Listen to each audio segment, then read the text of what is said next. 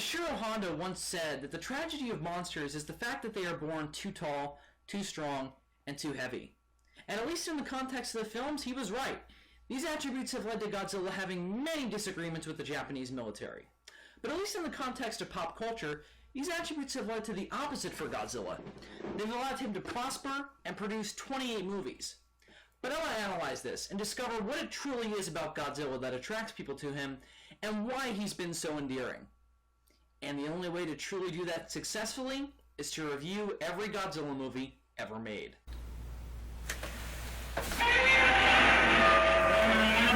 Some people might be angry, but regardless, welcome to Zazubaar's Godzilla Palooza.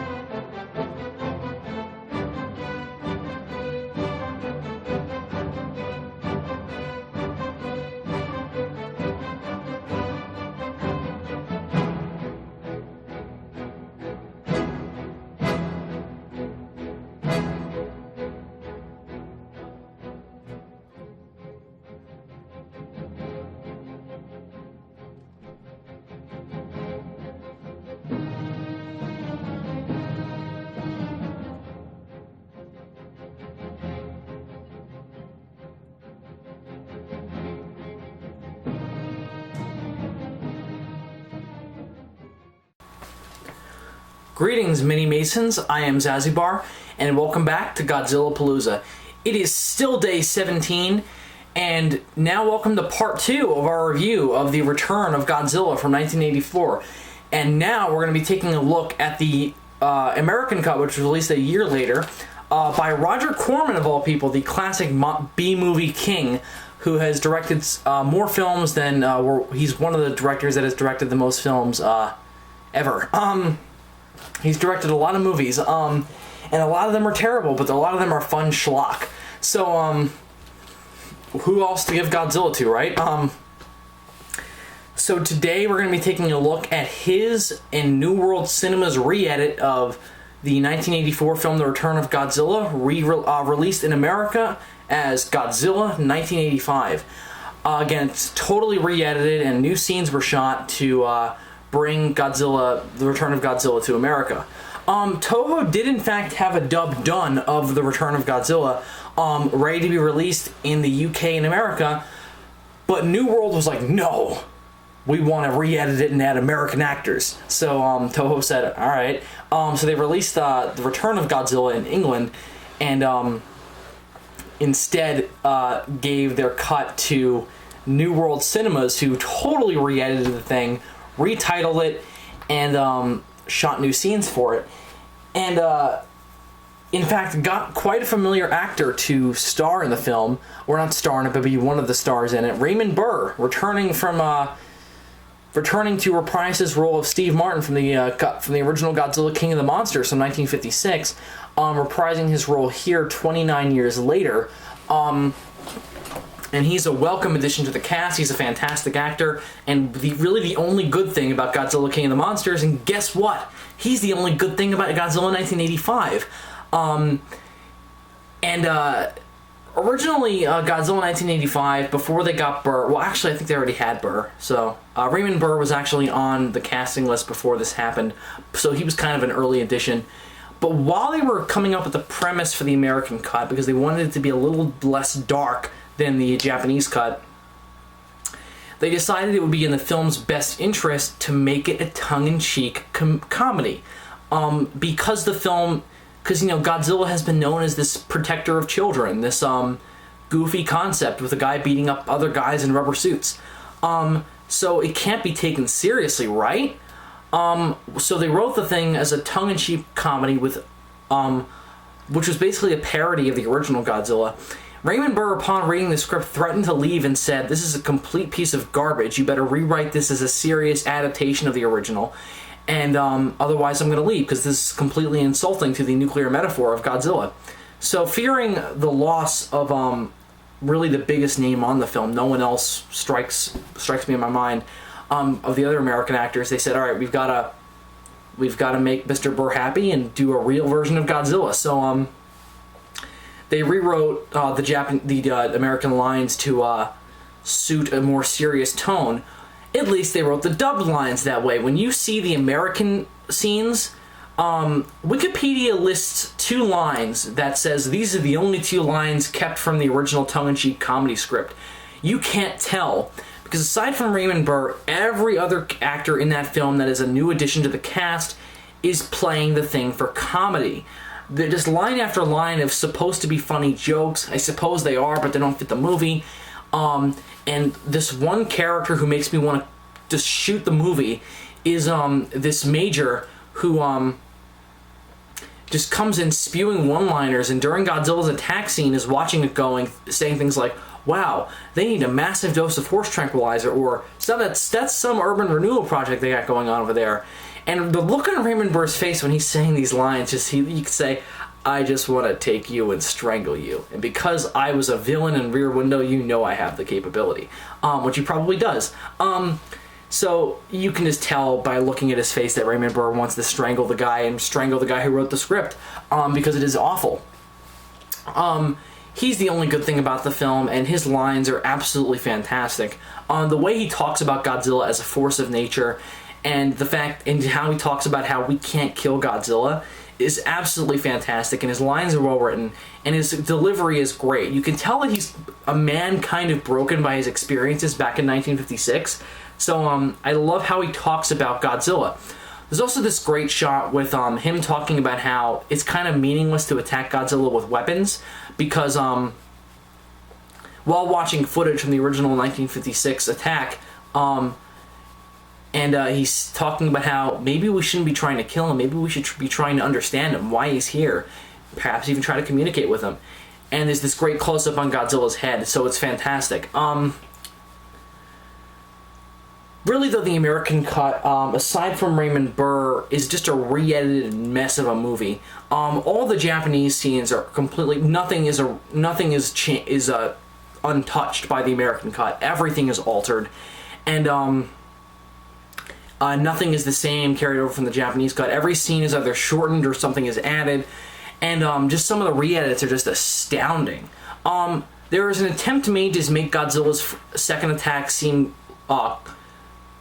seem closer than it actually is, because there is quite a gap in between the attacks. Like you'll see him come to Tokyo, and then there's a lot of human drama, and then you'll see more Godzilla attack, and then you'll see more human scenes. So it's a little bit more slowly paced, and they thought that American audiences can't deal with that. So they re-edited it to make the attack scenes closer.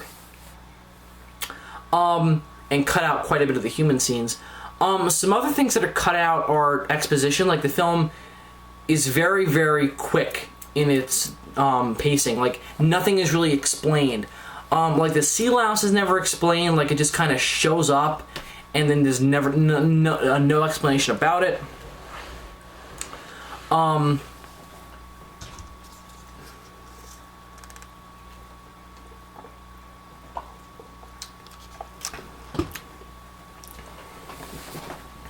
Some other strange re-edits are Hayashida not showing up until Maki goes to see him. And it is a nice little build-up to him. The problem with it is that when Maki says you're in on it, it doesn't make any sense, because like you're in on the cover-up, because in the Japanese cut, we saw that he was talking to Okumaru about the the shipping disaster, and confirming that it was Godzilla, and we have no indication of that in this cut. So when Maki says that, we're a little confused. The other baffling change, in my opinion, is that Okumaru's name is changed to Kenny for seemingly no reason except that perhaps Americans don't like Japanese names. What the hell? So it's strange. It's baffling to me. I don't understand it at all. But whatevs. whatever they want to do. It's just stupid to me. The other change, and this one drives me crazy, is especially after seeing the Japanese cut, is when Godzilla first shows up in Tokyo Bay, jet fighters are sent in to try and take him down. Obviously, it doesn't work. And the pilots, instead of not having any dialogue like they do in the Japanese cut, have some really corny lines, like when the pilot says "Sayonara, sucker," and starts shooting at Godzilla. I'm just like, why would that's so stupid?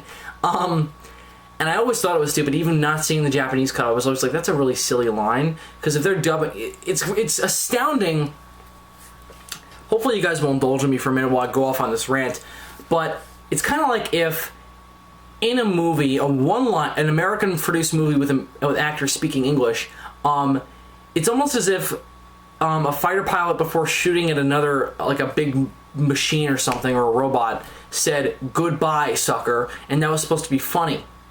It's not at all, because Godzilla 1985 is supposed to be, you're supposed to buy that, it's almost like the film is translating their dialogue for you. Like, here's what they would be saying in English if they were speaking English, but you know, they're Japanese, so obviously they're really speaking Japanese. So when you say something like "Sayonara, sucker," it doesn't make any sense. Like, it's just stupid. Perhaps I'm overanalyzing it, but whatevs. It's still stupid and a stupid line. Other re-edits that drive me insane.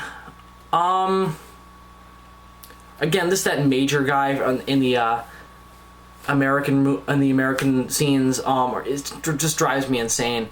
And just overall, the re-edits are pointless and make the film seem a lot less complex and intricate than it really is. The only thing I have to say about the American cut, aside from Raymond Burr, is the fact that a little bit of the 80-ness of the Japanese cut is cut out. Like a lot of the pop songs are cut out, and the ending credits I like a little more because it's actual tracks from the film, and whereas the Japanese cut is this really somewhat goofy pop song about "Goodbye, Godzilla," and it's a little goofy in the Japanese cut, and I always thought it was. But you know, whatevs. I'm saying whatevs a lot in this review. I apologize for that.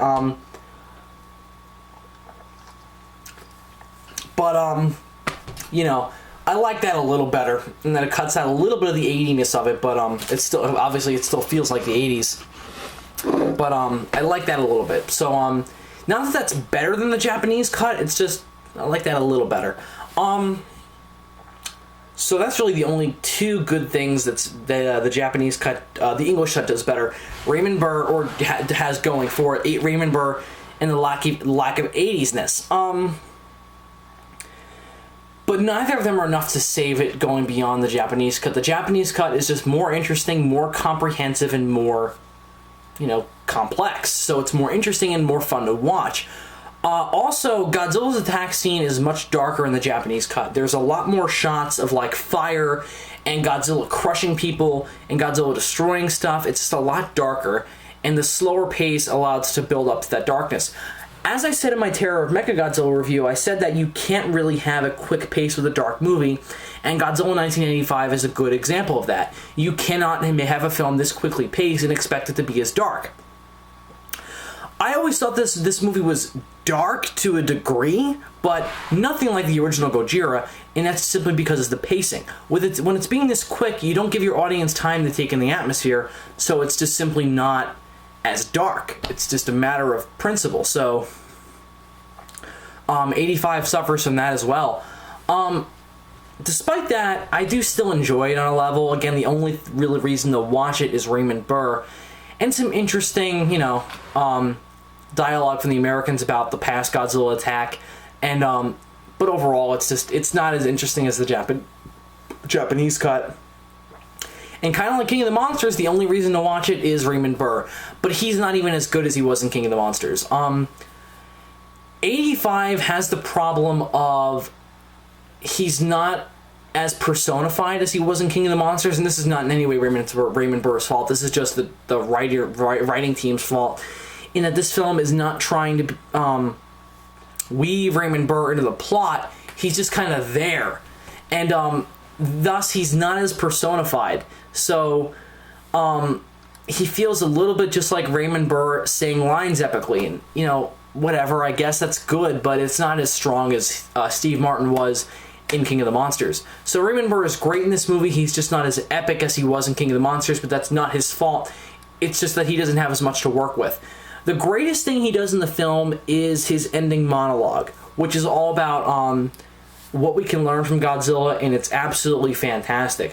When he's talking about that last monologue is epic. When he says, "Now Godzilla has gone to Earth, but what he has taught us remains." And the film ends. It's epic. Actually, I like it a little better than the Japanese cuts end because it feels a little bit more powerful. Ultimately, a lot of the political and social allegory from the Japanese cut is cut out in the American version. I almost wish if I could finagle it where I could edit in that last monologue into the Japanese cut, and then the Japanese cut will be perfect and I have no reason to watch 85. But despite that, 85 has that one perk over the Japanese cut. So I do like the ending better. Aside from that though, there's no reason to watch Godzilla 1985. The Japanese cut is just so much more engaging, so much more interesting, and it's probably cheaper to get because you have to get Godzilla 1985 on VHS, so it's probably very rare. I have a copy of it, but it's probably more expensive to get that because it's a rare VHS tape, whereas it's a mass-produced DVD. So I'd say the Japanese cut is 100% the one you should buy. This thing is just, it's not garbage, but it's just not worth watching. Look up Raymond Burr's dialogue online. It's available. You can just listen to it and get the full grasp of it yourself. Otherwise, they'll skip Godzilla 1985. It's not as interesting as the Japanese cut, and it's just not as good. But despite that, I think I'm going to give it the same rating as I gave Godzilla King of the Monsters, in that the same reasons for why King of the Monsters is good, this is good as well. Raymond Burr is epic, and some of the edits are interesting. So I'm going to give Godzilla 1985, the American cut, I'm going to give it a 3 out of 5. It's not awful. It's just not really worth watching. But I say if you have no interest in seeing the Japanese cut because you have some strange bias against Japanese, fine, pick up this cut. You'll still get the impact of it. It's just not going to be as strong, and the film is not as dark and not as interesting. So 3 out of 5 for Godzilla 1985. If you don't want to deal with subtitles, I don't know why you wouldn't want to. I like subtitles, but if you can't deal with that, then try to track down this on VHS and check it out, because I just say watch The Return of Godzilla in some form, because it is an interesting film, and Godzilla's characterization is great enough where it sets up the rest of the Heisei series. So you have to see this movie to get the rest of the Heisei series, and the rest of the Heisei series is better than this. So if you can't watch Japanese for some stupid reason, get the VHS tape. So just see this movie in some way. So that'll about do it with this review of Godzilla 1985.